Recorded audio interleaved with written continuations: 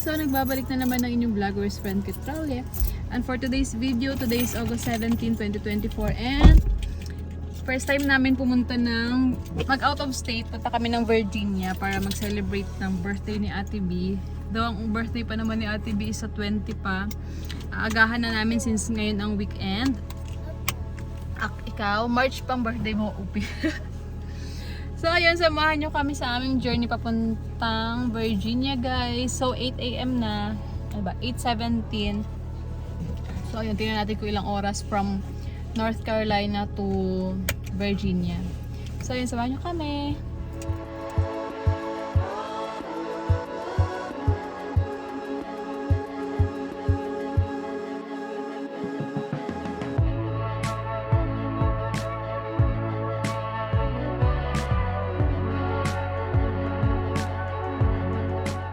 Ganda ng mga trees, no? Siguro mas maganda yan kapag fall, yung mga talagang nag-orange tsaka yellow na yung mga leaves niya.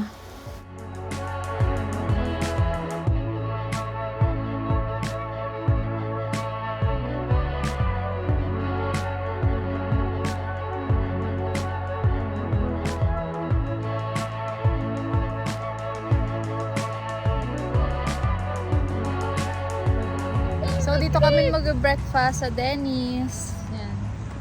Dito muna tayo sa Starbucks. Tara, Starbucks daw siya. So, yun. Dito kami ngayon sa Denny's. Dito kami sa Denny's para sa aming, stopover breakfast. Dito kami mag-breakfast kasi it's already 9 and di pa kami nagbe-breakfast. Medyo maganda. First time namin dito, di pa kami nakakain. And it's good. Maganda yung ambience kasi pang-American.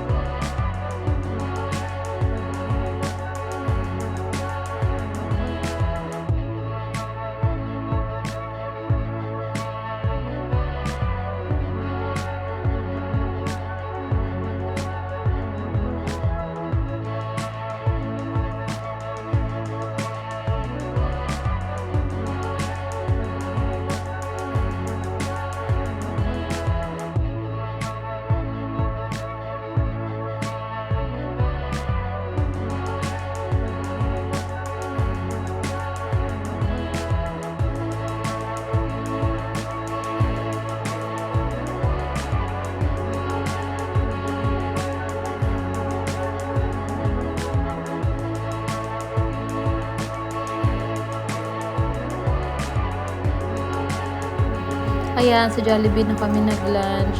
Yung pinakamalapit kasi na Jollibee sa amin is Jollibee Virginia.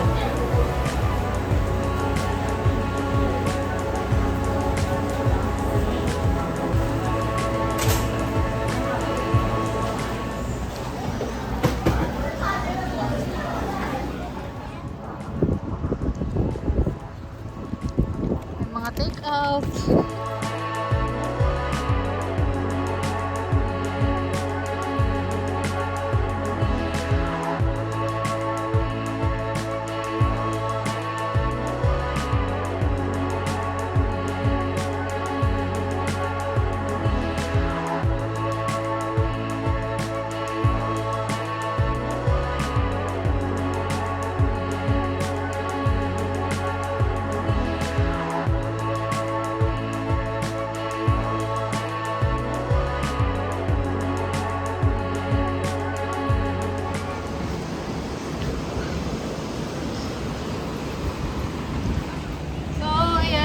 Kami ngayon sa Virginia, guys. Anong oras na? Ilabot na kami ng 2 PM. Kasi marami kaming stopover. Kumain pa kami ng lunch pa ng breakfast. So ito yung view namin from our hotel. Ang daming tao kasi Saturday kami pumunta. So feeling ko during weekends madami talaga siya. So dito kami nag-rent sa Country Inn. Beachfront hotel siya. Natin yung beach kung gaano kapino yung kanyang sand. Hi! Dapat may ganun tayo. Fairness, maganda yung sand. Ano naman siya? Fine.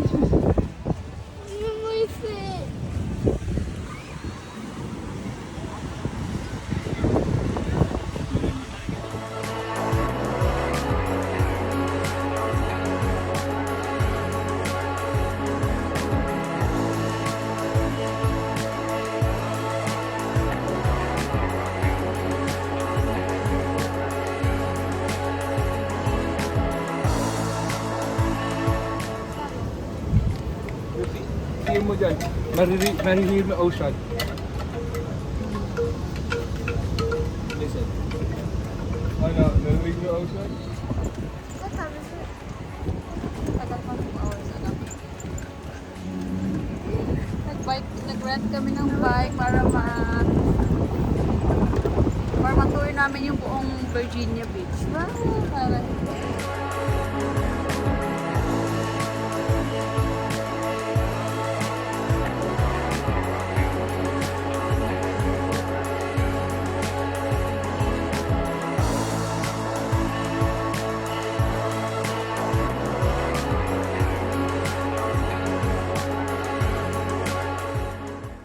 Okay sana dito sa Virginia Beach, kaya lang ang daming nagyoyosi, tapos parang legal pa yata ang marijuana dito, kaya amoy na amoy daw. Pero hindi ko naman kasi alam yung amoy ng marijuana.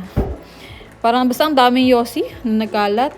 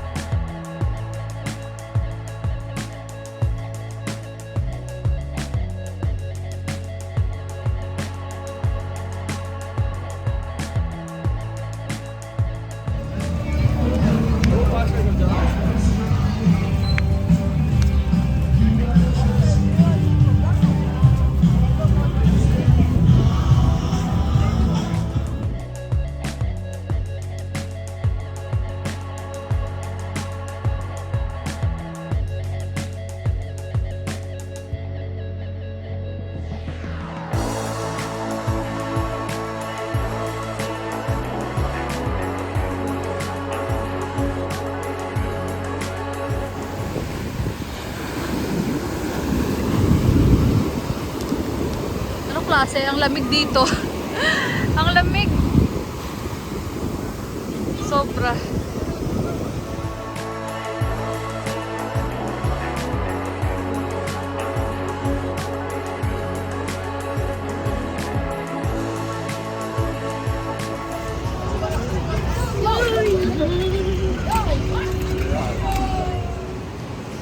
So, 7 PM na guys. Ito itsura. Nawala na yung mga tao. Nagsiuwian na rin sila. So, ayan. Chill lang dito. Dito kami nag-rent pala sa ano, Country Inn. Country Inn by Radisson, Cameroon. So, ayan. Andun yung pier. Doon kami nag-rent ng bike. Banda doon. Good morning guys. So, it's our second day here sa Virginia. Kagising lang talaga. 8 pa lang. So, ayan. Ito yung hotel namin. Sa Country Inn and Suites. By Radisson ba? Yung name ng hotel. Ocean na tayo. Ano yan? Ocean. Tignan yung tsura ko. So, tignan natin yung ano. Hindi ko na naabutan yung sunset. Naku, nakakainis naman. Yun pa naman yung magandang video sana. Sige. Tignan natin yung itsura sa labas. Good morning, Virginia!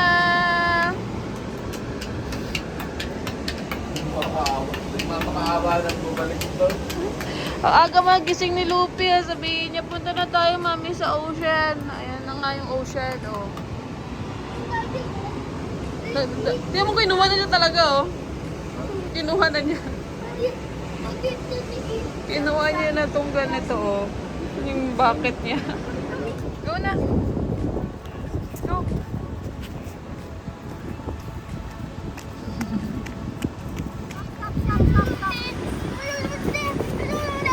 No matter how you drink, wala nang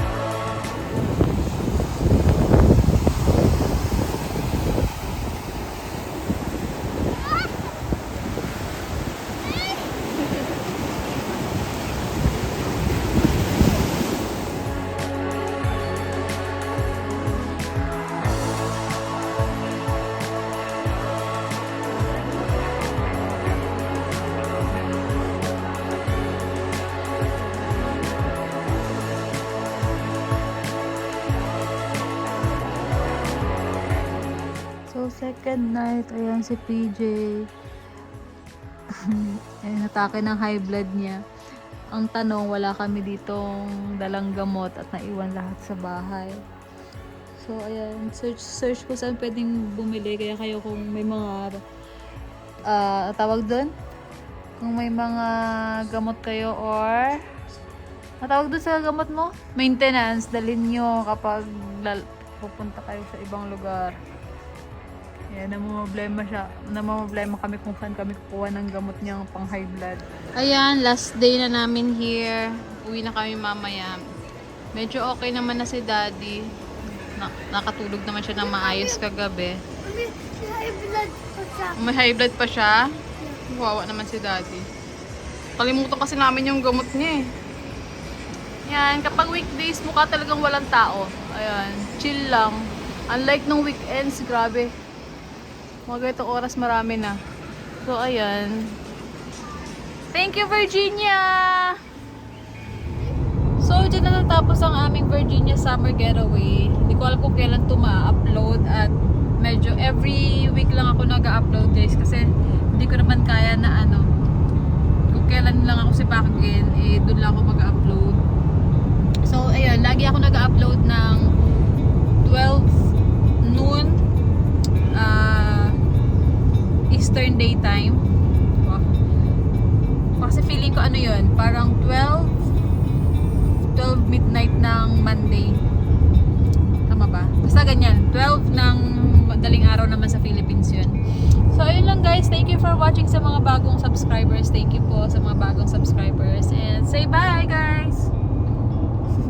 Bye!